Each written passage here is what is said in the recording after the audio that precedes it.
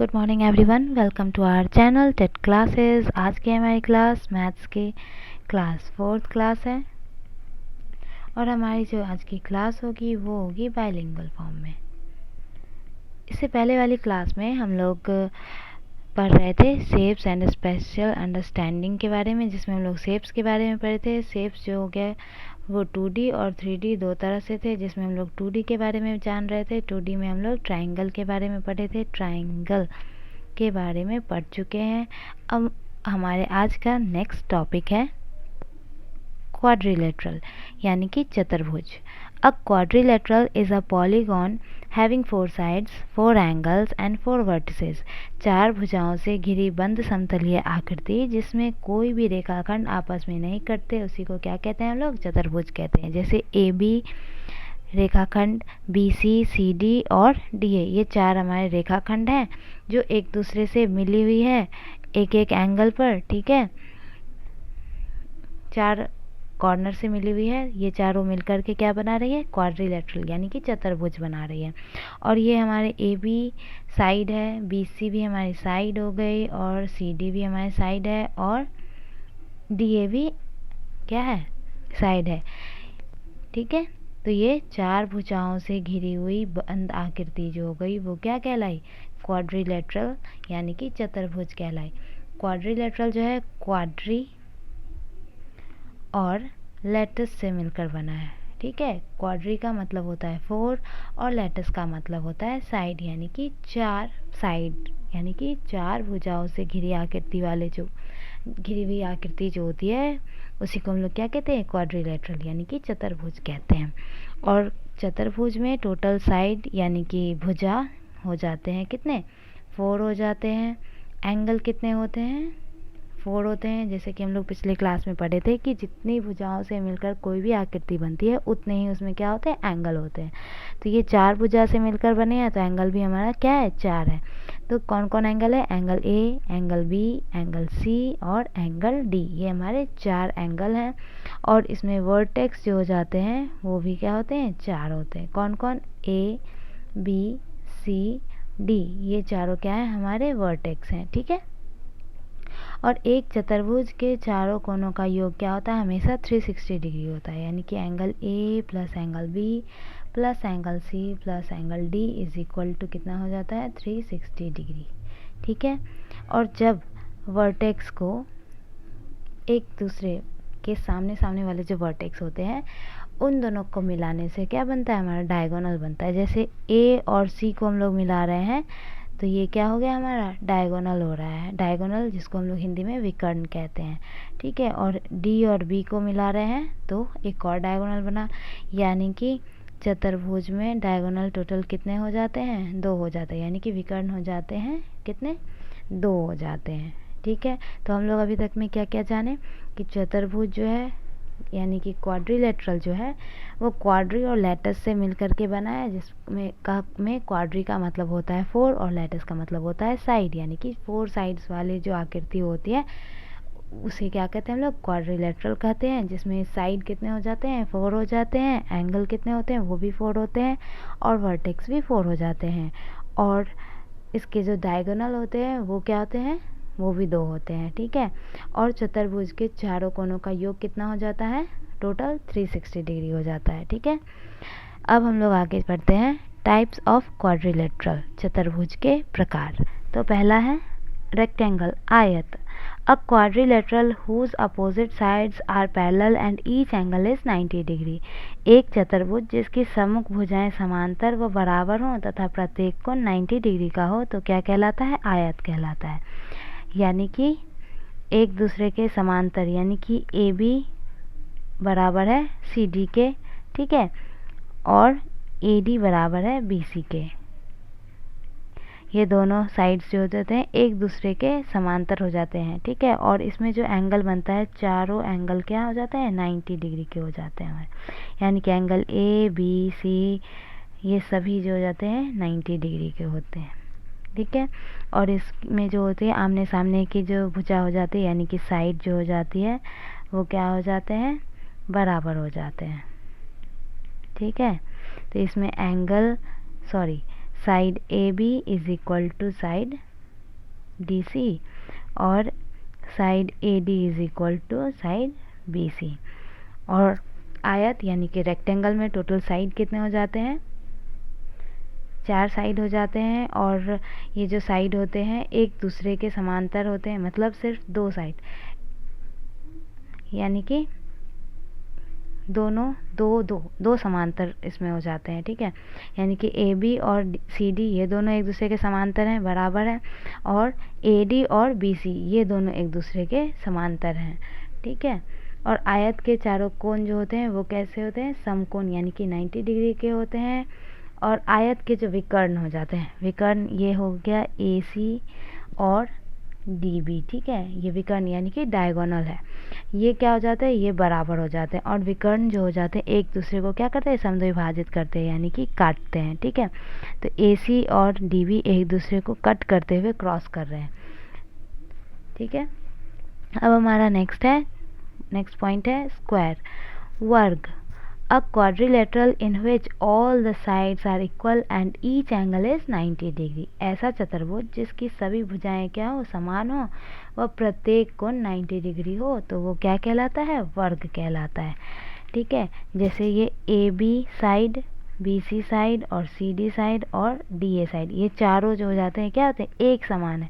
यानी कि चारों, अगर एक का मान क्या हो गया 2 सेंटीमीटर है, तो ये सब 2-2 सेंटीमीटर के हो जाएंगे। ठीक है, ये सारे के सारे 2 सेंटीमीटर वाले हो जाते हैं।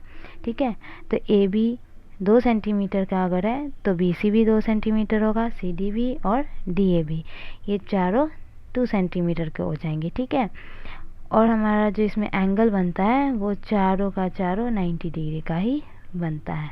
ठीक है, तो हमारा जो वर्ग होता है वो क्या होता है, आयत के ही जैसा सारा गुण लिया रहता है, बस सिर्फ इसमें एक गुण अलग होता है। क्या होता है कि रेक्टेंगल जो होता है यानी कि आयत, रेक्टेंगल में जो होता है आमने सामने वाली जो भुजा हो जाती है वो बराबर हो जाती है। ठीक है, यानी कि एक इधर से और एक इधर वाली भुजा जो हो जाती है वो बराबर हो जाती है। ठीक है, लेकिन स्क्वायर में क्या हो जाती है, स्क्वायर में जो हो जाती है इसके चारों साइड जो होते हैं वो क्या हो जाते हैं, सब के सब एक समान होते हैं, सभी का मान एक जैसा ही होगा। इसकी लेंथ और यानी कि लंबाई चौड़ाई दोनों बराबर हो जाएगी। और रेक्टेंगल में क्या होता है कि इसकी लंबाई अलग होती है और चौड़ाई अलग हो जाती है। ठीक है, और इसमें जो दोनों विकर्ण हो जाते हैं वो क्या हो जाते हैं, समान लंबाई के हो जाते हैं, यानी कि AC और BD ये 2 डायगोनल हैं जो कि क्या हो जाते हैं, एक समान लंबाई के होते हैं और एक दूसरे को क्या करते हैं, समद्विभाजित करते हैं। ठीक है, तो इसमें हम लोग क्या क्या पढ़े कि इसकी चारों भुजा जो होती है वो समान होती है और इसके सामने की भुजा जो होती है वो समांतर होती है। और इसका जो चारों कोण होता है वो कितना होता है, 90 डिग्री का होता है। और इसके दोनों जो विकर्ण होते हैं वो क्या हो जाते हैं, समान लंबाई के होते हैं और एक दूसरे को क्या करते हैं, समद्विभाजित करते हैं। ठीक है, अब नेक्स्ट है पैरेललोग्राम, समांतर चतुर्भुज। A parallelogram is a quadrilateral with 2 pairs of parallel sides. ऐसा चतुर्भुज जिसकी सम्मुख भुजाएं बराबर व परस्पर समांतर हो उसे समांतर चतुर्भुज कहते हैं। ठीक है, जैसे हमारा ये एक चतुर्भुज है ABCD, ये हमारा एक चतुर्भुज है, इसमें क्या है, आमने सामने की भुजा क्या है, बराबर है, यानी कि AB is equal to CD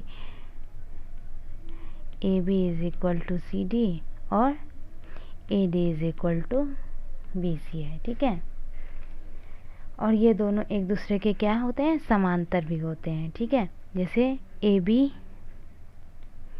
parallel है किसके, DC के, और AD पैरेलल किसके है, BC के। ठीक है, तो इसकी सम्मुख भुजाएं यानी कि आमने सामने की जो भुजा हो जाती है, साइड हो जाते हैं, वो क्या होते हैं, बराबर होते हैं। और इसके जो एंगल होते हैं वो दोनों सामने सामने वाले जो एंगल हो जाते हैं यानी कि वो भी बराबर हो जाते हैं। ठीक है,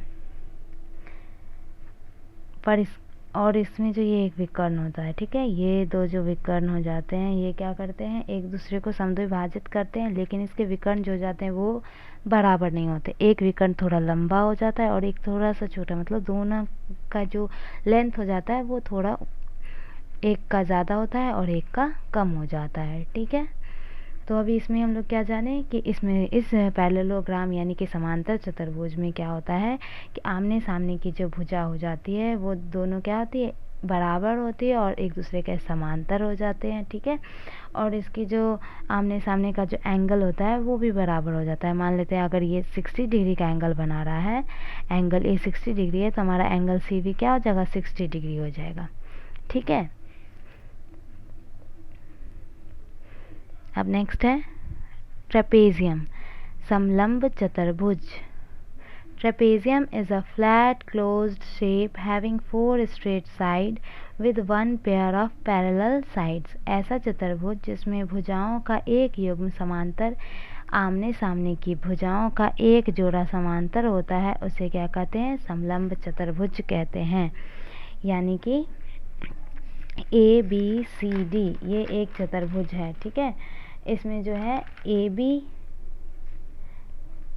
पैरेलल है किसके, DC के, ठीक है। तो आमने सामने की भुजा क्या होगी, एक भुजा जो हो जाती है, मतलब एक दूसरे के जो आमने सामने वाली भुजा हो जाती है वो बराबर हो जाती है, यानी कि पैरेलल हो जाते हैं एक दूसरे के। और बाकी जो भुजा बच जाते हैं जैसे AD और BC, ये दोनों एक दूसरे से के समान नहीं होते, ये दोनों बराबर नहीं होते हैं, ठीक है, और समांतर होते हैं, ठीक है।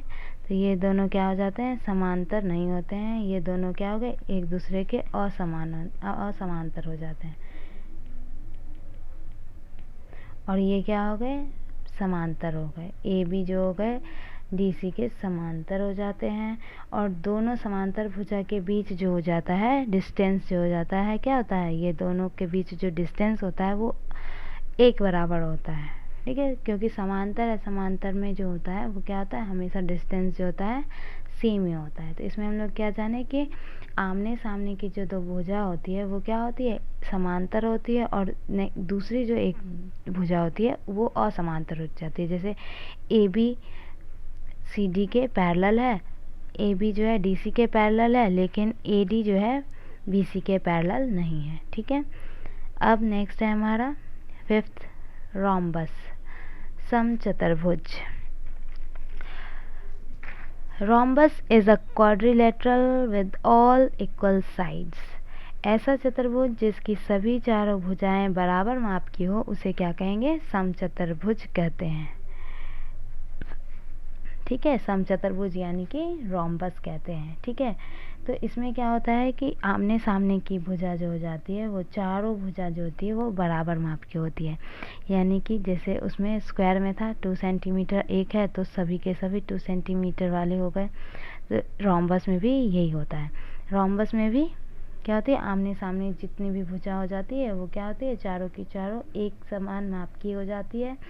और इसमें जो हो जाता है आमने सामने जो एंगल बनता है वो क्या होता है, बराबर हो जाता है।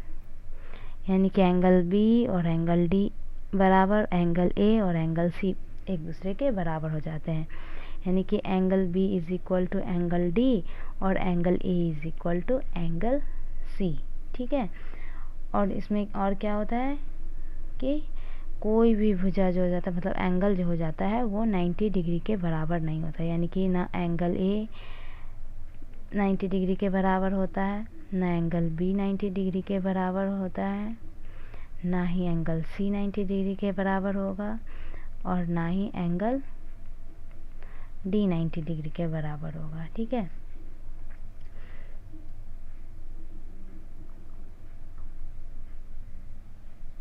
और इसमें जो है दो विकर्ण बने, एक AC और एक BD या कहें या DB कहते हैं, ठीक है। तो ये जब एक दूसरे को क्रॉस करते हैं तो ये क्या बनाते हैं, 90 डिग्री का एंगल बनाते हैं, ठीक है। ये हमारा 90 डिग्री पर क्या कर रहा है, एक दूसरे को कट कर रहा होता है, ठीक है। और इसकी जो लंबाई हो जाती है वो असमान हो जाती है। असमान क्यों हो जाती है? जैसे यहाँ पर एक फिगर में से ही पता चल रहा है कि ये वाला लंबाई जो गया वो थोड़ा छोटा हो गया, यानी कि AC जो है BD से छोटा है। ठीक है, तो इसमें हम लोग क्या क्या पढ़े रोम्बस में, कि इसमें जो हो जाता है कि चारों साइड्स जो हो जाते हैं वो क्या हो जाते हैं, बराबर हो जाते हैं, एक ही माप के हो जाते हैं। ठीक है, और इसमें जो एंगल हो जाते हैं एक दूसरे के सामने सामने वाले जो एंगल हो जाते हैं वो क्या होते हैं, एक दूसरे के बराबर हो जाते हैं। यानी कि angle B is equal to angle D, angle A is equal to angle C। और इसमें जो विकर्ण बन जाते हैं यानी कि डायगोनल होते हैं वो क्या हो जाते हैं, वो एक दूसरे को क्या कर रहे हैं, 90 डिग्री पे कट कर रहे होते हैं। ठीक है, और इसके जो डायगोनल का जो माप हो जाता है वो क्या होता है, हमेशा बराबर नहीं होता। ठीक है, इसमें डायगोनल का माप जो होता है वो बराबर नहीं होता है। मान लेते हैं अगर इसकी लंबाई 16 सेंटीमीटर अगर है तो इसकी हो सकती है 14 हो सकती है, 12 हो सकती है, लेकिन 16 सेंटीमीटर तो नहीं होगी। ठीक है, और इसमें जो होती है आमने सामने की भुजा क्या हो जाती है, वो बराबर हो जाती है। और इसमें जो भी एंगल बनते हैं जैसे एंगल ABC जो बने थे D, ये सभी जो हो जाते हैं वो 90 डिग्री के बराबर में बिल्कुल भी नहीं होते हैं। ठीक है, तो आज की क्लास के लिए फ़िलहाल इतना ही। नेक्स्ट क्लास में हम लोग अगली कंटेंट के साथ मिलेंगे। तब तक के लिए have a nice day and please like, share and subscribe and please turn on the notification. Thank you so much.